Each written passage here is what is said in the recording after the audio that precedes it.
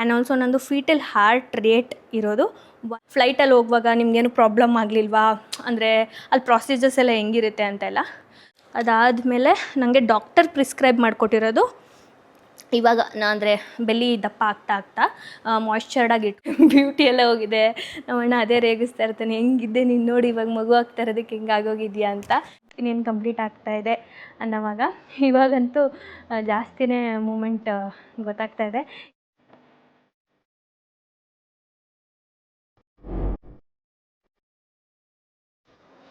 Hello ಎಲ್ರಿಗೂ ನಮಸ್ಕಾರ, welcome back to Madhu Gowda YouTube channel.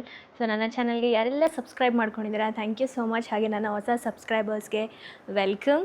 And ಈ ಒಂದು ವಿಡಿಯೋನ ತುಂಬ ಜನ ಕೇಳ್ತಾ ಇದ್ರಿ, ಆ್ಯಂಡ್ ನಾನು ಕೂಡ ಮಾಡ್ತೀನಿ ಅಂತ ಹೇಳಿದ್ದೆ. ದಟ್ ನನ್ನ ಸೆಕೆಂಡ್ ಟ್ರೈಮಿಸ್ಟರ್ದು ಎಕ್ಸ್ಪೀರಿಯನ್ಸ್ ಇಲ್ಲ ಅಂತಂದರೆ, ಸೆಕೆಂಡ್ ಟ್ರೈಮಿಸ್ಟರ್ ಅಂತ ಅಂದರೆ ನನ್ನ 4, 5, 6 ತಿಂಗಳಿನ ಎಕ್ಸ್ಪೀರಿಯನ್ಸ್ ಹೆಂಗಿತ್ತು, ಪ್ರೆಗ್ನೆನ್ಸಿ ಎಕ್ಸ್ಪೀರಿಯನ್ಸು, ಇಲ್ಲ ನನಗೆ ಏನೇನಾಯಿತು ಅನ್ನೋದನ್ನು ಮಾತ್ರ ನಾನು ಈ ವಿಡಿಯೋದಲ್ಲಿ ಹೇಳ್ತೀನಿ ಗೈಸ್. ಅದು ನಿಮಗೂ ಆಗಿರಬೇಕು, ಇಲ್ಲ ನೀವು ಅದನ್ನು ಫಾಲೋ ಮಾಡಬೇಕು ಅಂತ ನಾನು ಯಾವುದೇ ರೀತಿ ಸಜೆಸ್ಟ್ ಮಾಡಲ್ಲ. ಇದು ನನ್ನ ಪರ್ಸ್ನಲ್ ಎಕ್ಸ್ಪೀರಿಯನ್ಸ್ ಆ್ಯಂಡ್ ನಾನು ಮಾತ್ರ ಅದನ್ನು ಎಕ್ಸ್ಪೀರಿಯನ್ಸ್ ಮಾಡಿರ್ತೀನಿ. ಸೊ ಏನು ಕಂಪೇರ್ ಮಾಡ್ಕೊಳಕ್ಕೆ ಹೋಗಬೇಡಿ. ಜಸ್ಟ್ ಇದು ಹೇಳೋದ್ರಿಂದ ಸಾಕಷ್ಟು ಹೆಣ್ಮಕ್ಳಿಗೆ ಹೆಲ್ಪ್ ಆಗಬಹುದು. ಸೊ ಹಾಗಾಗಿ let's start the video. So ನಾನು ಫಸ್ಟ್ ಟ್ರೈಮಿಸ್ಟರ್ದು ವಿಡಿಯೋ ಆಲ್ರೆಡಿ ನಾನು ಮಾಡಿದ್ದೀನಿ. ಯಾರ್ಯಾರು ನೋಡಿಲ್ಲ ಹೋಗ್ಬಿಟ್ಟು ನನ್ನ ಚಾನಲಲ್ಲಿ ಬೇಕಾದ್ರೆ ಚೆಕ್ ಮಾಡ್ಬೋದು. ಇವಾಗ ನಾವು ಸ್ಟಾರ್ಟ್ ಮಾಡುವ ನನ್ನ second trimester recap. So 4th ಮಂತಿಂದ ನಾನು ಹಿಂಗೆ ಅಂದ್ಬಿಟ್ಟು 4 ಅಂತ ಇದ್ದೀನಿ. 3rd ಮಂತದ್ದು ಹೇಳಿದೆ ಅನ್ಕೊತೀನಿ. ಇದ್ರದ್ದು ಏನು NT ಸ್ಕ್ಯಾನ್ ಅದ್ರ ಬಗ್ಗೆ ಎಲ್ಲ ದಟ್ ವಾಸ್ ಆಲ್ ನಾರ್ಮಲ್, ಏನೂ ಪ್ರಾಬ್ಲಮ್ ಇರಲಿಲ್ಲ. ಸೊ ಅದಾದಮೇಲೆ 4th ಮಂತಲ್ಲಿ ಯಾವುದೇ ರೀತಿ ಸ್ಕ್ಯಾನಿಂಗ್ ಇರೋದಿಲ್ಲ, ನಾರ್ಮಲ್ ವಿಸಿಟ್ ಚೆಕಪ್ ಇರುತ್ತೆ ಅಷ್ಟೇ ಡಾಕ್ಟ್ರ್ ಜೊತೆ. ಎವ್ರಿ ಮಂತ್ ಇರುತ್ತೆ. ಸೊ 4th ಮಂತಲ್ಲಿ ನನಗೊಂದು ಸ್ವಲ್ಪ ಹೆಲ್ತ್ ಅಪ್ಸೆಟ್ ಆಗಿತ್ತು. ನೀವು ನೋಡಿರ್ತೀರ ವ್ಲಾಗ್ಸ್ಗಳಲ್ಲಿ. ದಟ್ ನನಗೆ ಕಂಪ್ಲೀಟ್ ಇಲ್ಲಿ ರಿಬ್ಸ್ ಪೇಯ್ನ್ ಬಂದಿತ್ತು. ನಾನು 4th ಮಂತಲ್ಲಿದ್ದಾಗ ಸಿವಿಯರಾಗಿ ಲೈಕ್ 1 or 2 ವೀಕ್ಸ್ವರೆಗೂ ಅದು ನನಗೆ ಫ್ರೀಕ್ವೆಂಟಾಗಿ ಬರ್ತಾನೇ ಇತ್ತು. ಸೊ ಡಾಕ್ಟರ್ನೆಲ್ಲ ಕನ್ಸಲ್ಟ್ ಮಾಡಿ ಅದಕ್ಕೆ ಮೆಡಿಸಿನ್ಸ್ ಎಲ್ಲ ನಾನು ತೊಗೊಂಡಿದ್ದೆ. 4th ಮಂತಲ್ಲಿದ್ದಾಗ ಅದೊಂಚೂರು ನನಗೆ ಪ್ರಾಬ್ಲಮ್ ಆಗಿತ್ತು. ಅದಾದಮೇಲೆ ನನಗೆ 4th ಮಂತಲ್ಲಿ ತುಂಬಾ ಕ್ರೇವಿಂಗ್ಸ್ ಆಗ್ತಾಯಿತ್ತು, ಜಾಸ್ತಿ ಅದು ಇದು ತಿನ್ನಬೇಕು, ಮತ್ತು ಏನು ನೋಡಿದ್ರೂ ತಿನ್ನಬೇಕು ಅನ್ಸೋದು. ಬಟ್ ನನಗೆ ಜಾಸ್ತಿ ಸ್ವೀಟ್ಸ್ ಇಷ್ಟ ಆಗ್ತಿರ್ಲಿಲ್ಲ, ಜಸ್ಟ್ ಖಾರ ಮತ್ತು ಉಪ್ಪು ಮತ್ತು ಹುಳಿನೂ ಇಷ್ಟ ಆಗ್ತಾ ಇರಲಿಲ್ಲ. ತುಂಬ ತಿಂದಿದ್ದೀನಿ ಆ್ಯಕ್ಚುಲಿ 4th ಮಂತಲ್ಲಿ ನಾನು. ಕ್ರೇವಿಂಗ್ಸ್ ಅಂದಿದ ತಕ್ಷಣ ನಾನು ಫುಲ್ಲು ಅದನ್ನೇ ತಿಂತೀನಿ ಅಂತ ಅಲ್ಲ, ಸ್ವಲ್ಪನೇ ತಿಂತಾಯಿದ್ದೆ.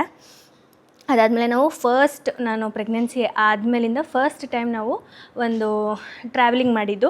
ಅದು 3rd ಮಂತ್ ಆದಮೇಲೆ 4th ಮಂತಲ್ಲಿ ಇದ್ದೀನಲ್ಲ ಅಂತ ಅಂದ್ಬಿಟ್ಟು ಡಾಕ್ಟರ್ನ ಕನ್ಸಲ್ಟ್ ಮಾಡಿ ಅವರ ಪ್ರಿಕಾಷನ್ಸ್ ಎಲ್ಲ ತೊಗೊಂಡು ನಾನು 4th ಮಂತಲ್ಲಿರುವಾಗ ನಾವು ಒಂದು ಟ್ರಿಪ್ ಪ್ಲ್ಯಾನ್ ಮಾಡಿ ಚಿಕ್ಕಮಂಗ್ಳೂರಿಗೆ ಹೋಗಿ ಸೇಫಾಗಿ ಬಂದಿದ್ವಿ. ಸೊ ಇದಿಷ್ಟು ನನ್ನ 4th month journey. Not so super ಅಂತೇನಿಲ್ಲ, ನಾರ್ಮಲಾಗೇ ಇತ್ತು. ಅದೇ ಒಂಚೂರು ಹೆಲ್ತ್ ಇಶ್ಯೂ ಆಗಿತ್ತು ಅಷ್ಟೇ 4th ಮಂತಲ್ಲಿ. Except that all was normal. Next 5th ಮಂತಲ್ಲಿ ದ ಮೇಜರ್ 5th ಮಂತ್ ನನಗದು ಏನಂತಂದರೆ anomaly scan is very important. So 5th ಮಂತಲ್ಲಿ ಅನಾಮಲಿ ಸ್ಕ್ಯಾನ್ ಅಂತ ಮಾಡ್ತಾರೆ. ಸೊ ಈ ಒಂದು ಸ್ಕ್ಯಾನಿಂಗಲ್ಲಿ ನಿಮ್ಮ ಬೇಬಿ ಎಷ್ಟು ಗ್ರೋತ್ ಆಗಿದೆ, ಬೇಬಿ ಪಾರ್ಟ್ಸ್ ಎಷ್ಟು ಬೆಳವಣಿಗೆ ಆಗಿದೆ, A to Z ಕಂಪ್ಲೀಟಾಗಿ ಗೊತ್ತಾಗುತ್ತೆ ಈ ಒಂದು ಸ್ಕ್ಯಾನಿಂಗಲ್ಲಿ. ಏನಾದರೂ ಅಬ್ನಾರ್ಮಲಿಟೀಸ್ ಇದೆಯಾ, ಏನಾದರೂ ಪ್ರಾಬ್ಲಮ್ ಇದೆಯಾ, ಎಲ್ಲನೂ ಗೊತ್ತಾಗುತ್ತೆ. ಸೊ 5th ಮಂತಲ್ಲಿ ಅನಾಮಲಿ ಸ್ಕ್ಯಾನ್ದು ಕೂಡ ನಾನು ವ್ಲಾಗ್ ಮಾಡಿ ಹಾಕಿದ್ದೆ, ನೀವೆಲ್ಲ ನೋಡಿರ್ತೀರ. ಸೊ 5th ಮಂತಲ್ಲಿ ಅದೇ ಅನಾಮಲಿ ಸ್ಕ್ಯಾನ್ ಇತ್ತು. ಅದ್ರದ್ದು ರಿಪೋರ್ಟ್ ಹೇಳಿರಲಿಲ್ಲ ನಾನು. ಸೊ ಅದ್ರದ್ದು ಸಣ್ಣದಾಗಿ ಹೇಳ್ಬಿಡ್ತೀನಿ. ಸೊ ಹೆಡ್ ಅಂತ ಬಂದರೆ ಸ್ಕಲ್ ಶೇಪ್, ಪೋಸ್ಟೀರಿಯರ್ ಕ್ರ್ಯಾನಿಯಲ್ ಏನೇನೋ ಇದೆ, ಅದೆಲ್ಲ ನಾರ್ಮಲ್ ಇದೆ. ಫೇಸು ಕೂಡ ನೋಸ್, ಅಪ್ಪರ್ ಲಿಪ್, ಆರ್ಬಿಟ್ಸ್ ಎಲ್ಲ ನಾರ್ಮಲ್ ಇದೆ. ನೆಕ್ಕು ಅಷ್ಟೇ, ಶೇಪ್, ರಿಬ್ಸ್, ಲಂಗ್ಸ್ ಎಲ್ಲ ನಾರ್ಮಲ್ ಇತ್ತು. ಹಾರ್ಟ್ ಕೂಡ ಪ್ರತಿಯೊಂದೂ ನಾರ್ಮಲ್ ಇತ್ತು. ಆ್ಯಂಡ್ ನಂದು ತುಂಬ ಜನ ಕೇಳ್ತಾಯಿದ್ರಿ ನಿಮ್ಮದು ಯಾವ ಪ್ಲಾಸೆಂಟಾ ಅಂತ. ನಾನು ಫಸ್ಟೇ ಹೇಳಿದೆ, ನಂದು ಆ್ಯಂಟೀರಿಯರ್ ಪ್ಲಾಸೆಂಟಾ. ಆ್ಯಂಡ್ ಆಲ್ಸೋ ನಂದು ಫೀಟಲ್ ಹಾರ್ಟ್ ರೇಟ್ ಇರೋದು 143 ಇತ್ತು. ಅನಾಮಲಿ ಸ್ಕ್ಯಾನ್ ದಿನ 143 ಇತ್ತು. And nasal bone present, fault present, cardiac activity present, foetal activity present, ಎಲ್ಲ ನಾರ್ಮಲ್ ಇತ್ತು, ಎಲ್ಲನೂ ಪ್ರೆಸೆಂಟ್ ಅಂತ ಇತ್ತು. ಜಸ್ಟ್ ಸ್ಕ್ಯಾನಿಂಗ್ ಮಾಡುವಾಗ ಮಾತ್ರ ಒಂದು ಸಲ ಮಾತ್ರ ನನ್ನ ಮಗು ಹಿಂಗೆ ಮಲ್ಕೊಂಬಿಟ್ಟಿತ್ತು. ಸೊ ಒಂದು ಸೈಡ್ ಹಾರ್ಟ್ದು ಸ್ಕ್ಯಾನಿಂಗ್ ಮಾತ್ರ ಮಾಡೋಕ್ಕೆ ಒಂದು 15-20 ನಿಮಿಷ ವೆಯ್ಟ್ ಮಾಡಿ ವಾಕ್ ಮಾಡಿ ಆಮೇಲೆ ಸ್ಕ್ಯಾನಿಂಗ್ ಮಾಡಿದಾಗ ಪ್ರತಿಯೊಂದು ನಾರ್ಮಲ್ ಇತ್ತು, ಎಲ್ಲ ಚೆನ್ನಾಗಿತ್ತು. ಸೊ ಇದು ನನ್ನ ಅನಾಮಲಿ ಸ್ಕ್ಯಾನ್ದು ರಿಪೋರ್ಟು. ಆ್ಯಂಡ್ ನಾನು 5th ಮಂತಲ್ಲಿ ಸ್ವಲ್ಪ ಸಡನ್ನಾಗಿ ಒಂದು 2 ವೀಕ್ಸಲ್ಲೇ ನನಗೆ 5th ಮಂತ್ ನಡೆಯುವಾಗ 2 ವೀಕ್ಸಲ್ಲಿ ನನಗೆ ಹೊಟ್ಟೆ ಕಾಣೋಕ್ಕೆ ಸ್ಟಾರ್ಟ್ ಆಯಿತು. ನಂಗೆ ಅಲ್ಲಿವರೆಗೂ ನಾನು ಪ್ರೆಗ್ನೆಂಟು ಆ್ಯಂಡ್ ಯಾವುದೇ ಡ್ರೆಸ್ ಹಾಕಿದ್ರೂ ಕಾಣಿಸ್ತಾ ಇರಲಿಲ್ಲ, ನನಗೆ ಬೆಲ್ಲಿ ಕಾಣಿಸ್ತಾ ಇರಲಿಲ್ಲ. 5th ಮಂತ್ ರನ್ನಿಂಗಲ್ಲಿ ಇರುವಾಗ ನಂಗೊಂದು ಸ್ವಲ್ಪ ಬೆಲ್ಲಿ ಕಾಣಿಸೋಕ್ಕೆ ಸ್ಟಾರ್ಟ್ ಆಯಿತು. ಅದಾದಮೇಲೆ ನಾನು ರೆಗ್ಯುಲರಾಗಿ 5th ಮಂತ್ ತುಂಬಿದ ಮೇಲೆ ಜಾಸ್ತಿ ವಾಕ್ ಮಾಡೋಕ್ಕೆ ಸ್ಟಾರ್ಟ್ ಮಾಡಿದೆ. 1 or 2 ಡೇಸ್ ಮಿಸ್ ಮಾಡ್ತಾಯಿದ್ದೆ, ವಾಕ್ ಮಾಡೋಕ್ಕೆ ಸ್ಟಾರ್ಟ್ ಮಾಡಿದೆ. ಅದಾದಮೇಲೆ ಮೇಜರ್ ಮಂತ್ರಾಲಯ ಟ್ರಿಪ್ಗೆ ಹೋಗಿದ್ವಿ. ಅದೊಂಥರ ಬೇರೆ ಎಕ್ಸ್ಪೀರಿಯೆನ್ಸು ಬಿಡಿ. ನಾನು ತುಂಬ ಅಂದ್ಕೊತಾ ಇದ್ದೆ, ಅಂದರೆ ನಂಗೆ ಡೆಲಿವರಿ ಆಗೋಷ್ಟರಲ್ಲಿ ಮಂತ್ರಾಲಯಕ್ಕೆ ಹೋಗಿ ಬರಬೇಕು ಅಂತ. ಸೊ ಮಂತ್ರಾಲಯಕ್ಕೆ ಹೋಗಿದ್ವಿ. ನಾನು ಯಾವುದೇ ರೀತಿ ಡಾಕ್ಟ್ರ್ ಪ್ರಿಸ್ಕ್ರಿಪ್ಷನ್ ಇಲ್ಲದೆ ಎಲ್ಲೂ ಜರ್ನಿ ಮಾಡಿಲ್ಲ. ನಮ್ಮ ಡಾಕ್ಟರ್ನ ಕನ್ಸಲ್ಟ್ ಮಾಡಿಕೊಂಡು ನನ್ನ ಪಾಪು ಕಂಡೀಷನ್ ಹೇಗಿದೆ ಅಂತ ನೋಡಿಕೊಂಡೇ ನಾನು ಎಲ್ಲ ಕಡೆ ಟ್ರಾವೆಲ್ ಮಾಡ್ತಾಯಿದ್ದಿದ್ದು. ನಾನು ಯಾವುದೇ ರೀತಿ ಯಾರಿಗೂ ರೆಕಮೆಂಡ್ ಮಾಡಲ್ಲ. ನಿಮ್ಮ ಡಾಕ್ಟರ್ಸ್ ನಿಮ್ಮ ಕಂಡೀಷನ್ ಹೇಗಿದೆ ಅಂತ ಚೆಕ್ ಮಾಡಿ ಅವ್ರು ನಿಮಗೆ ಅಪ್ರೂವ್ ಕೊಟ್ಟರೆ ಮಾತ್ರ ಟ್ರಾವೆಲ್ ಮಾಡಿ. ಸೊ ಅದಾದಮೇಲೆ ನನಗೆ 5th ಮಂತಲ್ಲಿ ಈ ನಾಟಿ ಮೊಟ್ಟೆ, ಆಮೇಲೆ ಜ್ಯೂಸ್ಗಳು, ಸಮ್ಮರ್ ಬೇರೆ ಆವಾಗ ಏಪ್ರಿಲ್ ಟೈಮ್ ಅನಿಸುತ್ತೆ, ಸಿಕ್ಕಾಪಟ್ಟೆ ಜ್ಯೂಸ್ಗಳು ಕುಡಿತಾ ಇದ್ದೆ. ಆಮೇಲೆ ನಂಗೆ 5th ಮಂತಲ್ಲಿ ಗ್ರ್ಯಾಜುಯಲಿ ಸ್ವಲ್ಪ ಕ್ರೇವಿಂಗ್ಸು ಕಡಿಮೆ ಆಗೋಕ್ಕೆ ಸ್ಟಾರ್ಟ್ ಆಯಿತು. ಅಂಟಿಲ್ 4th ಮಂತ್ವರೆಗೂ ತುಂಬ ತಿಂದಿದ್ದೀನಿ ನಾನು. 5th ಮಂತಿಂದ ಸ್ವಲ್ಪ ನನಗೆ ಕ್ರೇವಿಂಗ್ಸ್ ಎಲ್ಲ ಕಡಿಮೆ ಆಗೋಕ್ಕೆ ಸ್ಟಾರ್ಟ್ ಆಯಿತು. ಅದಾದಮೇಲೆ ನೋಡಿ ಅಸಲಿ ಆಟ ಶುರುವಾಗಿದ್ದು ನನಗೆ. ಫೇಸ್ ಮೇಲೆಲ್ಲ ಫುಲ್ ರ್ಯಾಷಸ್ ಸ್ಟಾರ್ಟ್ ಆಯಿತು ನನಗೆ. ಈಗಲೂ ಇದೆ ನನಗೆ. ಫೇಸ್ ಎಲ್ಲ ಫುಲ್ ರ್ಯಾಷಸ್ ಸ್ಟಾರ್ಟ್ ಆಯಿತು, ಮತ್ತು ಡಾರ್ಕ್ ನೆಕ್ ಆಗೋಕ್ಕೆ ಸ್ಟಾರ್ಟ್ ಆಯಿತು. ಆಮೇಲೆ ನನ್ನ ಬಾಡಿ ಪಾರ್ಟ್ಸ್ ಆಲ್ಮೋಸ್ಟ್ ಎಲ್ಲ ಡಾರ್ಕ್ ಆಗೋಕ್ಕೆ ಸ್ಟಾರ್ಟ್ ಆಯಿತು. ನಾನು ಡಾರ್ಕ್ ಆಗಿಬಿಟ್ಟಿದ್ದೀನಿ. ಆಮೇಲೆ ಅಂಡರ್ ಆರ್ಮ್ಸ್ ಆಗಿರ್ಬೋದು, ನನ್ನ ಬೆಲ್ಲಿ ಆಗಿರ್ಬೋದು, ಕಂಪ್ಲೀಟ್ ಡಾರ್ಕ್ ಆಗಿ ಟರ್ನ್ ಆಗೋಕ್ಕೆ ಸ್ಟಾರ್ಟ್ ಆಯಿತು. ಆವಾಗ ನಾನು ನೋಟಿಸ್ ಮಾಡಿದೆ, ಓಕೆ ಡಾರ್ಕ್ ಆಗ್ತಾಯಿದೆ ನನ್ನ ಸ್ಕಿನ್ ಟೋನ್ ಅಂತ. ಸೊ ಅದಾದಮೇಲೆ ಕೆಲವೊಂದು ಸಣ್ಣ ಪುಟ್ಟ ಹ್ಯಾಬಿಟ್ಸ್ಗಳನ್ನ ಮಾಡ್ಕೊಳ್ತಾ ಇದ್ದೆ. ಈ ಪೇಂಟ್ ಮಾಡೋದು, ಗಿಡಗಳು ತರೋದು, ಬೆಳೆಸೋದು, ಆ ಥರದ್ದೆಲ್ಲ ಇಷ್ಟ ಆಗ್ತಿತ್ತು ನನಗೆ. ಸೊ ಅದಾದಮೇಲೆ ಸ್ವಲ್ಪ ವೆಯ್ಟ್ ಗೈನ್ ಆದೆ 5th ಮಂತಲ್ಲಿ. 5th ಮಂತ್ ಮುಗೀತಾ ಇದೆ, ಇನ್ನೇನು 6 ಮಂತ್ ಕಾಲಿಡ್ತಿದ್ದೀನಿ ಅನ್ನೋವಾಗ ನಾನು ಬೆಲ್ಲಿನೂ ದಪ್ಪ ಆಯಿತು.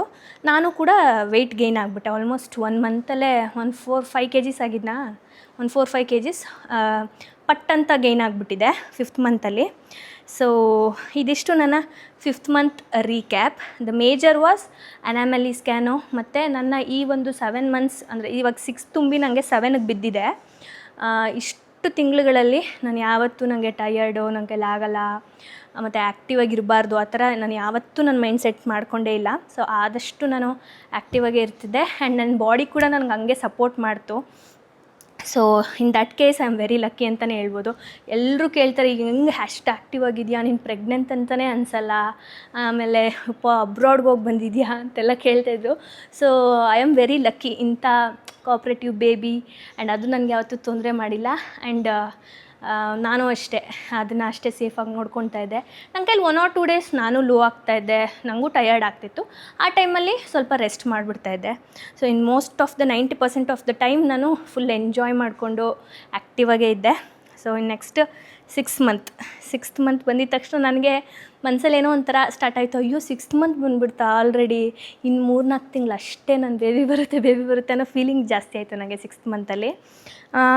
6th ಮಂತಲ್ಲಿ ಸ್ವಲ್ಪ ನನಗೆ ಸ್ವಲ್ಪ ಮೂಡ್ ಸ್ವಿಂಗ್ಸು ಆಗ್ತಿತ್ತು. ಅದನ್ನೆಲ್ಲ ನನ್ನ ಗಂಡನ ಮೇಲೆ ತೋರಿಸ್ಕೊತಾ ಇದ್ದೆ. ಅಂದರೆ ಸಡನ್ನಾಗಿ ಅಳು ಬರೋದು ಅಷ್ಟೇ, ಅದು ಬಿಟ್ಟರೆ ಯಾವುದೇ ರೀತಿ ಮೂಡ್ ಸ್ವಿಂಗ್ಸ್ ಅಲ್ಲ. ಆಮೇಲೆ ಒಂದು 10 ನಿಮಿಷಕ್ಕೆ ಸರಿ ಹೋಗ್ಬಿಡ್ತಾಯಿದ್ದೆ. ಸೊ ಅದೇನಾರು ಆದಾಗ ನನ್ನ ಗಂಡನ ಮೇಲೆ ತೋರಿಸ್ಕೊತಾ ಇದ್ದೆ ಅದನ್ನು. ಸೊ ಅದಾದಮೇಲೆ ರ್ಯಾಷಸ್ ಅಂತೂ ಇನ್ನೂ ಜಾಸ್ತಿ ಆಗೋಕ್ಕೆ ಸ್ಟಾರ್ಟ್ ಆಯಿತು ನನಗೆ. ಕೆನ್ನೆ ಮೇಲಾಗಿರ್ಬೋದು, ಆ್ಯಂಡ್ ಇಲ್ಲಿ ಎದೆ ಹತ್ರ ಎಲ್ಲ ರ್ಯಾಷಸ್ ಇನ್ನೂ ಜಾಸ್ತಿ ಆಯಿತು ನನಗೆ 6th ಮಂತಲ್ಲಿ. ಅದಾದಮೇಲೆ ಡಾಕ್ಟರ್ನ ಕನ್ಸಲ್ಟ್ ಮಾಡಿಕೊಂಡು she is fit for travelling ಅಂತ ಹೇಳಿ ನನ್ನ ರಿಪೋರ್ಟ್ಸ್ ಎಲ್ಲ ನೋಡಿ ಅವರು ನಮ್ಮದು ಮಲೇಷ್ಯಾ ಟ್ರಿಪ್ ಪ್ಲ್ಯಾನ್ ಮಾಡಿದಾಗ ಅಪ್ರೂವ್ ಕೊಟ್ಟರು. ಆ್ಯಂಡ್ ಅಲ್ಲೂ ಅಷ್ಟೇ ನಾನು ಆರಾಮಾಗಿದ್ದೆ. ನೀವು ಅಷ್ಟೇ ನಿಮ್ಮ ಡಾಕ್ಟರ್ನ ಕನ್ಸಲ್ಟ್ ಮಾಡಿಕೊಂಡು ಟ್ರಾವೆಲ್ ಮಾಡಿ ಅಬ್ರಾಡ್ಗೆಲ್ಲ. ಆ್ಯಂಡ್ ಆಲ್ಸೋ ತುಂಬ ಜನ ಕೇಳ್ತಾಯಿದ್ರಿ, ಫ್ಲೈಟಲ್ಲಿ ಹೋಗುವಾಗ ನಿಮಗೇನು ಪ್ರಾಬ್ಲಮ್ ಆಗಲಿಲ್ವಾ, ಅಂದರೆ ಅಲ್ಲಿ ಪ್ರೊಸೀಜರ್ಸ್ ಎಲ್ಲ ಹೆಂಗಿರುತ್ತೆ ಅಂತೆಲ್ಲ.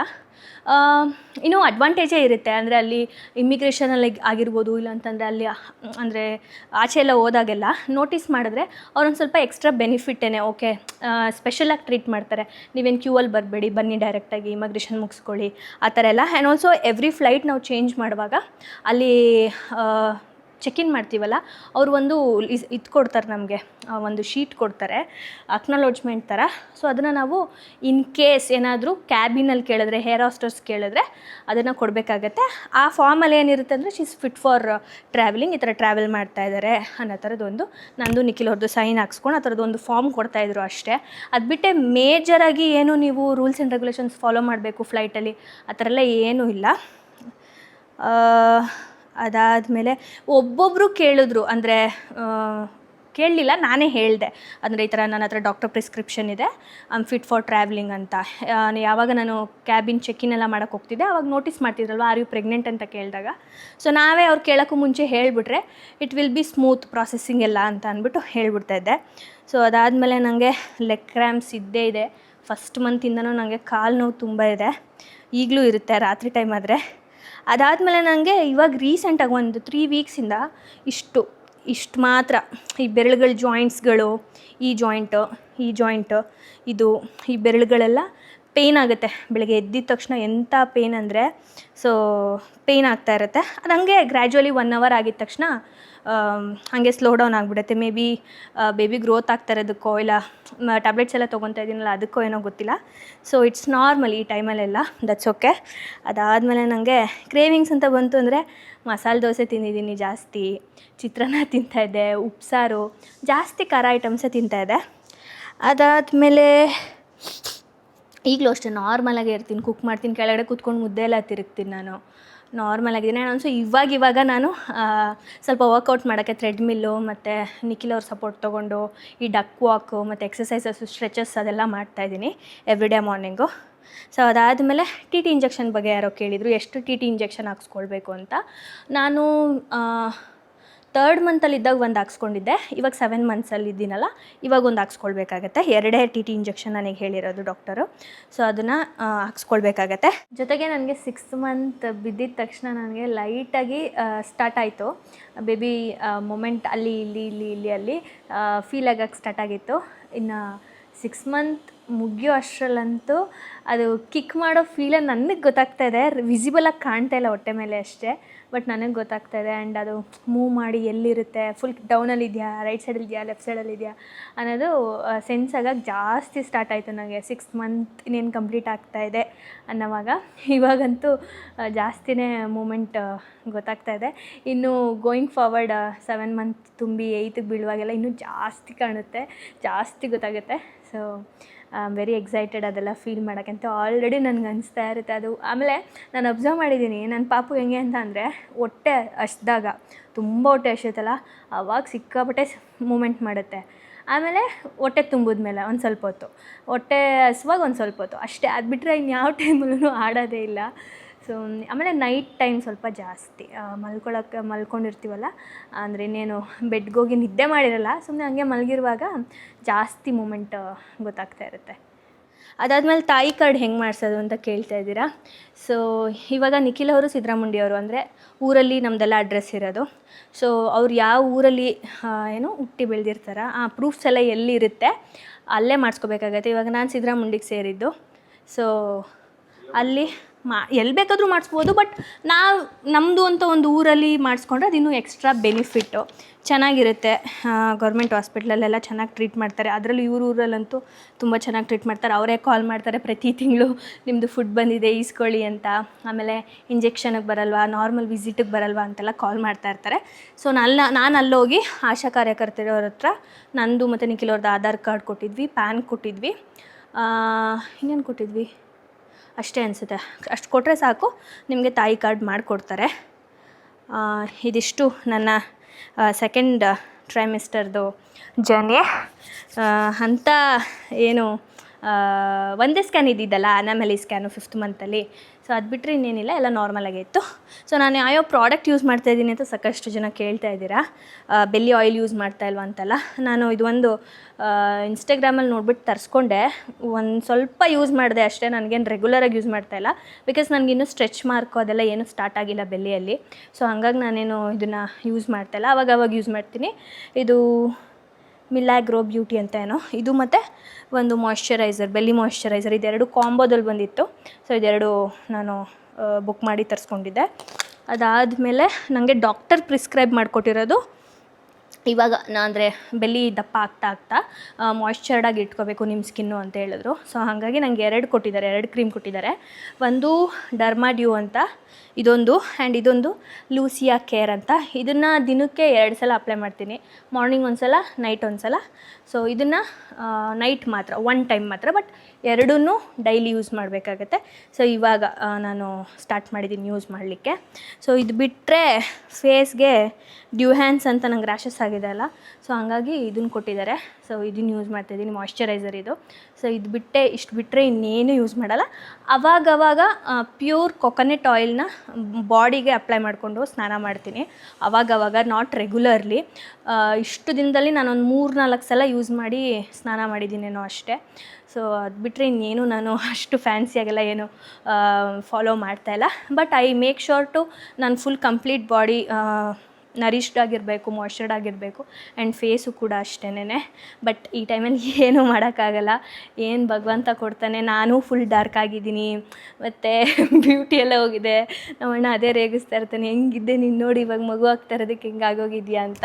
ಸೊ ನೀವು ಸಾಕಷ್ಟು ಜನ ನೋಟಿಸ್ ಮಾಡಿಬಿಟ್ಟು ನಿಮ್ಮದು ನೆಕ್ಕೆಲ್ಲ ಡಾರ್ಕ್ ಆಗಿದೆ, ನೀವು ಡಾರ್ಕ್ ಆಗಿದ್ದೀರಾ ಅಂತೆಲ್ಲ ಹೇಳ್ತಿದ್ದೀರಾ. It's okay, it's a process. ಮಗು ಆದಮೇಲೆಲ್ಲ ಸರಿ ಹೋಗುತ್ತೆ, ಅದಕ್ಕೆಲ್ಲ ಜಾಸ್ತಿ ತಲೆ ಕೆಡಿಸ್ಕೋಬಾರ್ದು. ಸೊ ಓವರಾಲ್ ನನ್ನ ವೆಯ್ಟ್ ಇವಾಗ ಒಂದು ಫಸ್ಟಿನ್ಗೂ ಇವಾಗಿನ್ಗೂ ಈ 6 ತುಂಬಿ 7 ರನ್ನಿಂಗಲ್ಲ, ಒಂದು 12 kgs ದಪ್ಪ ಆಗಿದ್ದೀನಿ ಗೈಸ್. 12 ದಪ್ಪ ಆಗಿದ್ದೀನಿ. ಸೊ ಹಂಗಾಗಿ ಸ್ವಲ್ಪ ಸೀರಿಯಸ್ ಆಗಿ ತೊಗೊಂಡು ಇವಾಗ ವಾಕ್ ಮಾಡೋದು, ಎಕ್ಸಸೈಸ್ ಮಾಡೋದು ಅದೆಲ್ಲ ಮಾಡ್ತಾಯಿದ್ದೀನಿ. ಸೊ ನೀವು ಯಾರೆಲ್ಲ ಪ್ರೆಗ್ನೆನ್ಸಿ ಜರ್ನಿಲಿದ್ದೀರಾ, ಏನಾದರೂ ಕ್ವೆಶನ್ಸ್ ಇತ್ತು ಅಂತಂದರೆ ನನಗೆ ಕಾಮೆಂಟ್ ಬಾಕ್ಸಲ್ಲಿ ತಿಳಿಸಿ. ಆ್ಯಂಡ್ ಸೀಮಂತದ್ದು ಡೇಟ್ ಕೂಡ ಹೇಳಿದ್ದೀವಿ ಆಲ್ರೆಡಿ ನಾವು, ಎಲ್ಲ ಕಂಗ್ರ್ಯಾಚುಲೇಟ್ ಮಾಡ್ತಾಯಿದ್ರಿ. Thank you so much. So ಇನ್ನು ನೆಕ್ಸ್ಟ್ ನನ್ನ ಫೈನಲ್ ಟ್ರೈಮಿಸ್ಟರ್ದು ವಿಡಿಯೋ ಮಾಡೋಕ್ಕಾಗುತ್ತೋ ಆಗಲ್ವೋ, ಆ ಟೈಮಲ್ಲಿ ಏನಾಗುತ್ತೆ ಅಂತ ನನಗೆ ಗೊತ್ತಿಲ್ಲ. But I will try my level best ಮಾಡಲಿಕ್ಕೆ. ಸೊ ಈ ವಿಡಿಯೋಯಿಂದ ನಿಮಗೇನಾದರೂ ಹೆಲ್ಪ್ ಆಗಿದ್ದರೆ ಹೆಲ್ಪ್ ಆಗಲಿ. ಆ್ಯಂಡ್ ಅಷ್ಟೇನೇನಾದರೂ ಇದ್ದರೆ ಕಾಮೆಂಟ್ ಮಾಡಿ. ನೆಕ್ಸ್ಟ್ ವ್ಲಾಗಲ್ಲಿ ಸಿಗುವೆ, ಓಕೆನಾ? ನೆಕ್ಸ್ಟು ನಂದು 7th ಮಂತ್, ಇವಾಗ ಇನ್ನೊಂದು 20-25 ಡೇಸ್ ಆದರೆ ಗ್ರೋತ್ ಸ್ಕ್ಯಾನ್ ಅಂತ ಇರುತ್ತೆ, 7 ಮಂತ್ಸ್ ಕಂಪ್ಲೀಟ್ ಆದಮೇಲೆ. ಸೊ ಅದರದ್ದು ಬೇಕಾದ್ರೆ ನಾನು ನಿಮಗೆ ಇನ್ಫಾರ್ಮೇಷನ್ ಕೊಡ್ತೀನಿ. ಅಷ್ಟೇ, ನನ್ನ ಚಾನಲ್ಗೆ ಸಬ್ಸ್ಕ್ರೈಬ್ ಮಾಡ್ಕೊಳ್ಳಿ. ನನಗೆ ಬೇಬಿ ಆಗೋಷ್ಟರಲ್ಲಿ ನೀವು 1 ಮಿಲಿಯನ್ ಸಬ್ಸ್ಕ್ರೈಬ್ ಆಗುತ್ತೆ, ಬೇಗ ಮಾಡಿ ಆದರೆ. ಸೊ ಅಷ್ಟೇ guys, subscribe to my channel Madhu Gowda YouTube channel, ಹಾಗೂ ನಿಖಿಲ್ ನಿಶಾ ಬ್ಲಾಗ್ಸ್, ಹಾಗೂ ನಮ್ಮ ಅಣ್ಣನ channel Madan Gowda YouTube channel. Love you all, bye.